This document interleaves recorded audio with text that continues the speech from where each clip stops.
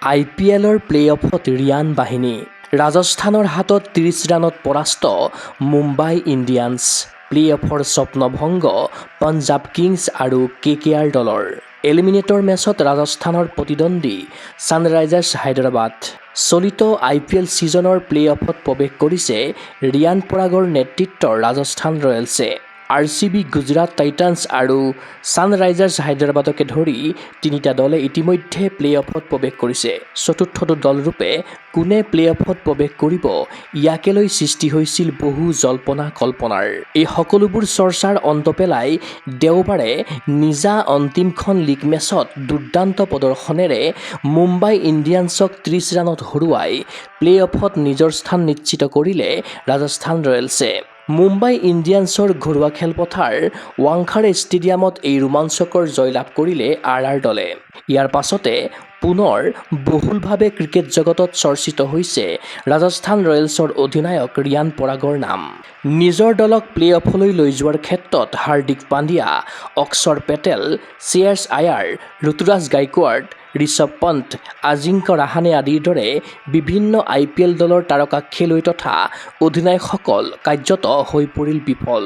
কিন্তু এই সকলোবোৰ নামী দামী তাৰকা খেলুৱৈক অতিক্ৰম কৰি ৰাজস্থান ৰয়েলছক প্লে-অফত উপনীত কৰালে অসমৰ ৰিয়ান পৰাগে। অধিনায়ক হিচাপে ৰিয়ানৰ দক্ষতা, ৰণকৌশল, দূৰদৰ্শী অধিনায়কত্বক চেলুট জনাইছে ৰয়েলছৰ অনুৰাগী তথা ক্ৰিকেট অনুৰাগীয়ে। চাকৰুদ্ধকৰ মেচত জয়ী হৈ প্লে-অফত প্ৰৱেশ কৰাৰ সেই ঐতিহাসিক মুহূৰ্তত খেলপথাৰত ৰিয়ান পৰাগৰ বিজয় উদযাপনো আছিল বিশেষ।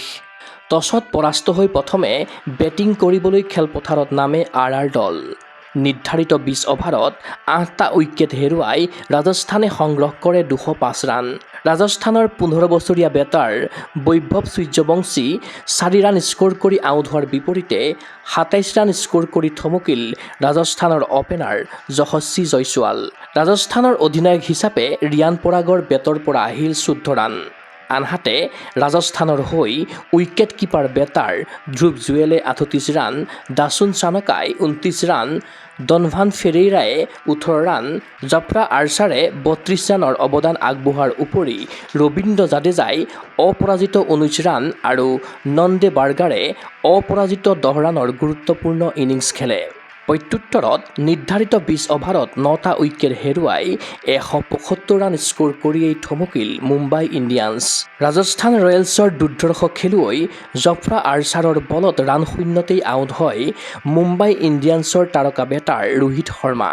মুম্বাইৰ হৈ সূৰ্যকুমাৰ যাদৱে ৬০ ৰানৰ দৰ্শনীয় ইনিংছ খেলিলেও ৰাজস্থানৰ বলাৰৰ ত্ৰাসত কেইবাগৰাকীও মুম্বাইৰ বেটাৰে ২ ৰানৰ পৰা ১২ ৰানৰ ভিতৰত স্ক'ৰ কৰি পেভিলিয়নমুখী হ'ল। ৰাজস্থানৰ হৈ জফ্ৰা আৰ্চাৰে ৪ অভাৰ বলিং কৰি ১৭ ৰান ব্যয়েৰে দখল কৰে ৩টা গুৰুত্বপূৰ্ণ উইকেট। সেইদৰে নন্দে বাৰ্গাৰ, বিজেশ শৰ্মা, য়শ পুঞ্জাই দখল কৰে ২টাকৈ উইকেট।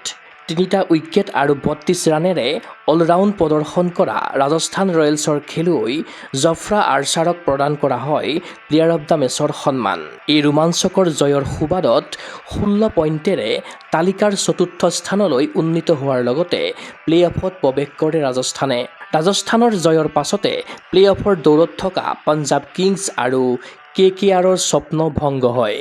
উল্লেখ্য যে সোমবাৰে কোৱালিফায়াৰ 1ত খেলপথাৰত নামিব RCB আৰু গুজৰাট টাইটান্ছ।